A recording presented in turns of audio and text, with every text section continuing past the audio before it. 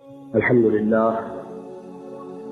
لله نحمده ونستعينه ونستغفره ونؤمن به ونتوكل عليه ونعوذ بالله من شرور أنفسنا ومن سيئات أعمالنا من يهده الله فلا مضل له ومن يضلل فلا هادي له ونشهد أن لا إله إلا الله وحده لا شريك له ونشهد أن سيدنا ومولانا محمدا عبده ورسوله أرسله بالهدى ودين الحق ليظهره على الدين كله وكفى بالله شهيدا فصلى الله عليه وعلى آله وأصحابه وسلم تسليما كثيرا كثيرا. أما بعد فقد قال الله تبارك وتعالى في سورة الحجرات: أعوذ بالله من الشيطان الرجيم بسم الله الرحمن الرحيم. قالت الأعراب آمنا قل لم تؤمنوا ولكن قولوا أسلمنا ولما يدخل الإيمان في قلوبكم وَإِن تُطِيعُوا اللَّهَ وَرَسُولَهُ لَا يَلِتْكُم مِّنْ أَعْمَالِكُمْ شَيْئًا إِنَّ اللَّهَ غَفُورٌ رَّحِيمٌ. وقال تبارك وتعالى في آخر سورة الحج: يا أيها الذين آمنوا اركعوا واسجدوا واعبدوا ربكم وافعلوا الخير لعلكم تفلحون وجاهدوا في الله حق جهاده هو اجتباكم وما جعل عليكم في الدين من حرج ملة أبيكم إبراهيم هو سماكم المسلمين من قبل وفي هذا ليكون الرسول شهيدا عليكم وتكونوا شهداء على الناس فأقيموا الصلاة وآتوا الزكاة واعتصموا بالله هو مولاكم ونعم المولى ونعم النصير. وقال عز وجل في أول سورة المؤمنون: قد أفلح المؤمنون الذين هم في صلاتهم خاشعون والذين هم عن اللغو معرضون والذين هم للزكاة فاعلون والذين هم لفروجهم حافظون إلا على أزواجهم أو ما ملكت أيمانهم فإنهم غير ملومين ومن ابتغى وراء ذلك فأولئك هم العادون والذين هم لأماناتهم وعهدهم راعون والذين هم على صلواتهم يحافظون أولئك هم الوارثون الذين يرثون الفردوس هم فيها خالدون. صدق الله العظيم. رب اشرح لي صدري ويسر لي أمري واحلل عقدة من لساني يفقهوا قولي. اللهم ربنا نور قلوبنا بالإيمان واشرح صدورنا للإسلام. اللهم وفقنا لما تحب وترضى. اللهم وفقنا أن نجاهد في سبيلك بأموالنا وأنفسنا. اللهم ارزقنا شهادة في سبيلك. آمین یا رب العالمین. محترم صدر مجلس، معزز حاضرین اور محترم خواتین، یہ جو اجتماعات منعقد ہو رہے ہیں ان میں قرآن حکیم کا جو بیان ہو رہا ہے اس میں ایک معنوی تسلسل ہے. اس لیے پچھلے 3 دنوں میں جو باتیں سامنے آئی ہیں ان کے ساتھ اگر مضمون کا سرا آپ کے ذہن میں نہ جڑا تو وہ بات اپنا صحیح نتیجہ پیدا نہیں کر سکے گی. چند منٹ اس پر لگائیے. میں یہ سمجھتا ہوں کہ آپ میں سے اکثر حضرات پابندی کے ساتھ شرکت فرما رہے ہیں. ایسا بھی ہوگا کہ بعض حضرات پہلی دفعہ نہیں آ سکے، بقیہ 2 دنوں میں آئے ہیں. یہ بھی ہو سکتا ہے کوئی ایسے بھی ہوں جو آج پہلی مرتبہ آ رہے ہیں. ان کے لیے خاص طور پر ضروری ہے کہ وہ سمجھ لیں مختصر طور پر کہ یہاں سلسلہ کلام کیا ہے. پہلے دن کی گفتگو تمہیدی تھی، ابتدائی تھی. اس کا عنوان بھی ایک بہت عمومی عنوان تھا، عظمت قرآن. بہرحال اس کے ضمن میں جو بھی اللہ نے توفیق دی میں نے عرض کیا. دوسرے دن آپ کو یاد ہوگا کہ میں نے تعارف کرایا تھا. میں نے جو ایک تحریک قرآنی شروع کی اور جس میں کہ میں اپنی زندگی کے 20 برس کھپا چکا ہوں. اس کا آغاز سن 65 میں لاہور میں ہوا. یاد ہوگا کہ میں نے عرض کیا تھا کہ اس کے ضمن میں میں نے مطالعہ قرآن حکیم کے ایک منتخب نصاب کو ابتدائی ذریعہ بنایا ہے قرآن مجید سے لوگوں کو متعارف کرانے کے لیے. اگرچہ اصل قرآن وہ ہے مکمل قرآن، ترتیب بھی وہی ہے کہ جو مصحف کی ہے، سورہ فاتحہ سے سورۃ الناس تک. لیکن اس پورے قرآن کو تسلسل کے ساتھ، غور اور فکر کے ساتھ پڑھنا، تدبر کے ساتھ پڑھنا جو ہمیں کرنا چاہیے، اس کے لیے ایک بڑی مضبوط قوت ارادی کی ضرورت ہے کہ پہلے ایک فیصلہ ہو چکا ہو، ایک ڈٹرمینیشن. اس ڈٹرمینیشن کے لیے، اس فیصلے کے لیے، اس عزم کے لیے، اس ارادے کے لیے میں نے مفید پایا اس کو کہ قرآن مجید کے اہم مضامین سے اگر تعارف کرا دیا جائے منتخب مقامات کے مطالعے سے، تو قرآن مجید کے اہم مضامین سے انسان متعارف ہوتا ہے اور اس سے اس میں ایک شوق پیدا ہوتا ہے، ذہنی مناسبت پیدا ہوتی ہے.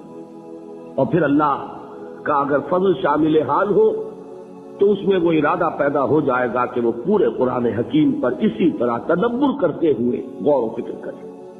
اس مطالعہ قرآن حکیم کے نصاب کا جو مرکزی خیال ہے وہ یہ کہ اولاً تو دین کی جامعیت سامنے آ جائے کہ ہمارا دین معروف معنی میں صرف مذہب نہیں ہے بلکہ دین ہے. اس میں مذہب والے حصے بھی ہیں. دیکھیے، ذہن میں رکھیے، لفظ مذہب پورے قرآن میں کہیں نہیں آیا اور آج ہماری زبانوں پر سب سے زیادہ یہی لفظ چڑھا ہوا ہے. ہمارا مذہب اسلام ہے، حالانکہ پورے قرآن میں یہ لفظ ہی نہیں ہے.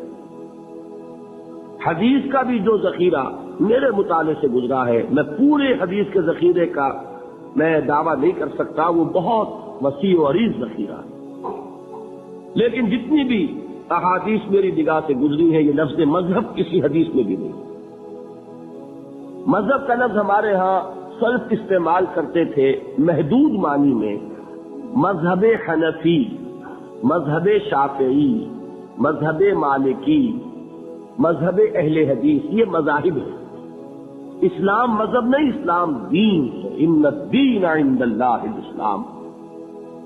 دین کہتے ہیں ایک مکمل نظام اطاعت کو، پوری زندگی پر حاوی، پوری زندگی پر مسلط، پوری انسانی زندگی کو اپنے حیطۂ اقتدار میں لینے والی چیز، جس کے لیے جدید اصطلاح کیا ہے؟ نظام. ہم کہتے ہیں نظام. یہ نظام بھی قرآن کا لفظ نہیں ہے، لیکن یہ کہ اگر دین کے مفہوم کو جدید کسی لفظ میں ادا کیا جائے تو وہ نظام ہوگا. دین کیا ہے؟ خدائی نظام، اللہ کا عطا کردہ نظام زندگی ہے. اس میں انفرادی زندگی، اجتماعی زندگی، سیاسی معاملات، اقتصادی معاملات، سماجی نظام، آئلی نظام، قانون اور اس کے جملہ گوشے، فوجداری قانون، دیوانی قانون، قانون شہادت، قانون وراثت، ہر شے موجود ہے. زندگی کا کوئی گوشہ نہیں ہے جو دین کے اندر شامل نہ. اتنی چھوٹی چھوٹی چیزیں بھی اس دین میں شامل ہیں جس کے بارے میں ایک واقعہ ہے جس سے وضاحت ہو جائے گی کہ یہود نے مسلمانوں کو کچھ چڑھانا شروع کیا کہ ہم نے سنا ہے تمہارے نبی تمہیں بڑی چھوٹی چھوٹی باتوں کی تعلیم دیتے. تو کچھ صحابہ نے حضور سے عرض کیا کہ حضور یہ یہودی یہ کہتے ہیں. حضور نے فرمایا کہ تم انہیں جواب دو کہ ہاں، ہمارے نبی نے ہمیں استنجا کرنا بھی سکھایا ہے. ہمیں تو اس پر فخر ہے کہ انسان کے لیے طہارت اور پاکیزگی یہ بھی نہایت ضروری ہے، اور اس کی تعلیم بھی کون دے گا اگر نبی نہیں دے گا صلی اللہ علیہ وسلم؟ تو ہمارا دین تو وہاں سے لے کر نظام حکومت تک چوٹی کے جو معاملات ہوتے ہیں ان سب پر مشتمل ہے۔ پہلی بات تو یہ سامنے آنی چاہیے کہ اسلام صرف مذہب نہیں، دین ہے۔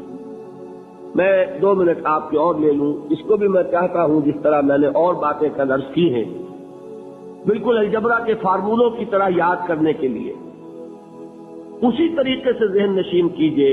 3 جمع 3 6 امور ہیں جو جمع ہو جائیں تو دین بنتا ہے، اور ان میں سے پہلی 3 چیزیں وہ ہیں کہ جمع ہو جائیں تو صرف مذہب بنتا ہے۔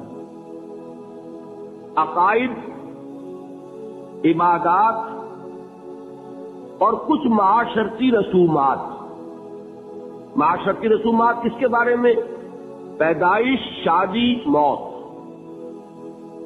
ان 3 چیزوں کو جمع کریں گے، عقائد، عبادات اور کچھ معاشرتی رسومات، یہ تینوں ہیں مذہب۔ دنیا میں مذہب کا تصور یہیں تک ہے۔ اس سے آگے 3 چیزیں کیا ہیں؟ معاشرتی نظام، اقتصادی نظام، سیاسی نظام۔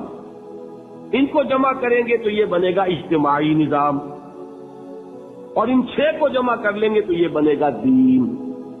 یہ 6 چیزیں مل کر دین اسلام کی تکمیل ہوتی۔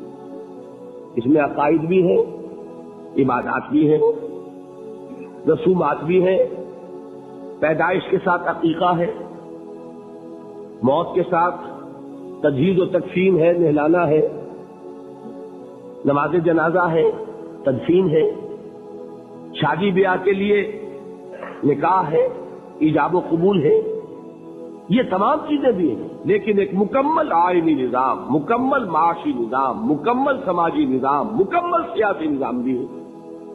تو 3 جمع 3 جمع کیجئے تو یہ در حقیقت دین بنتا ہے۔ پہلی تو اصل میں ضرورت اس بات کی ہے کہ اسے خوب اچھی طرح ذہن نشین کر لیا جائے۔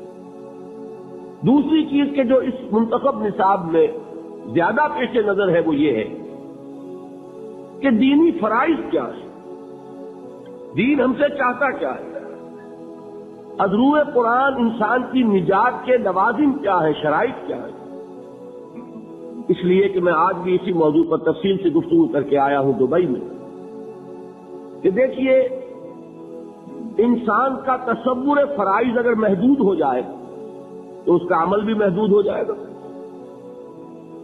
سادہ سی مثال دیا کرتا ہوں کہ کسی شخص کو کہیں ملازم رکھا گیا، اسے گن کر 10 کام بتا دیے گئے، یہ 10 کام تمہیں روزانہ کرنے ہیں۔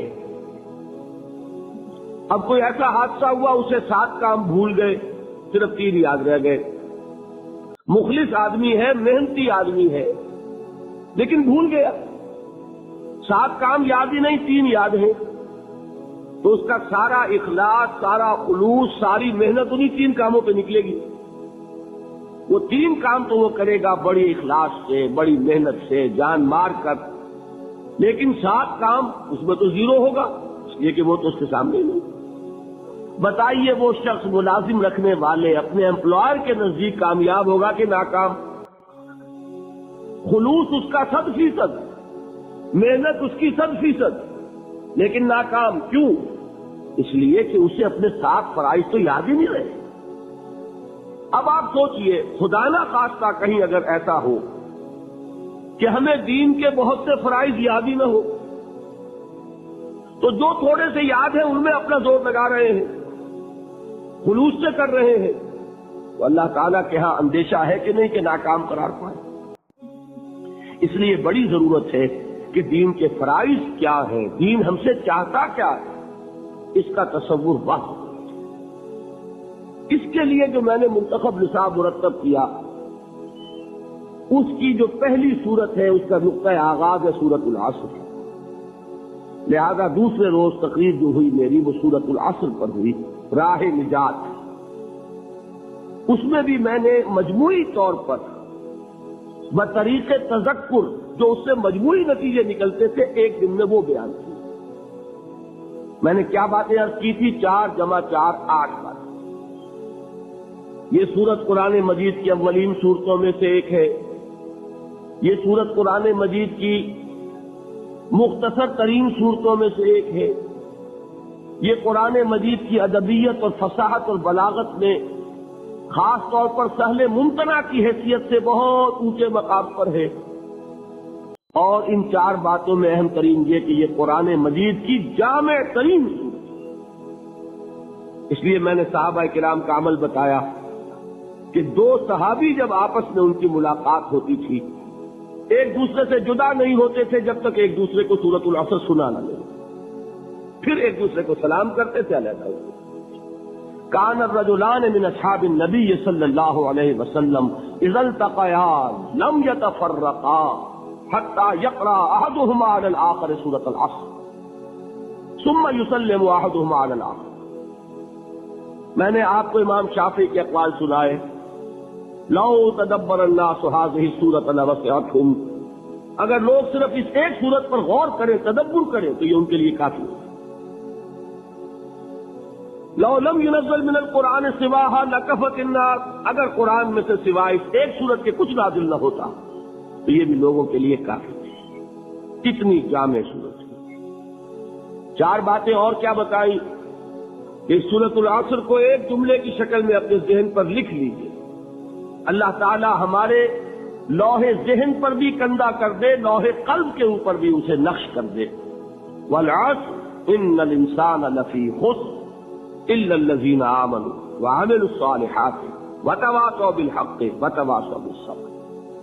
زمانے کی قسم ہے یا زمانہ گواہ ہے, تمام انسان خسارے میں ہیں, گھاٹے میں ہیں, ٹوٹے میں ہیں, سوائے ان کے جو ایمان لائے اور انہوں نے نیک عمل کیے اور انہوں نے ایک دوسرے کو حق کی وصیت کی اور انہوں نے ایک دوسرے کو صبر کی تاکید کی. اس سے نتائج کیا نکالے؟ میں نے 4. اس صورت نے ہمارے سامنے کامیابی اور ناکامی کا ایک معیار رکھ دیا ہے.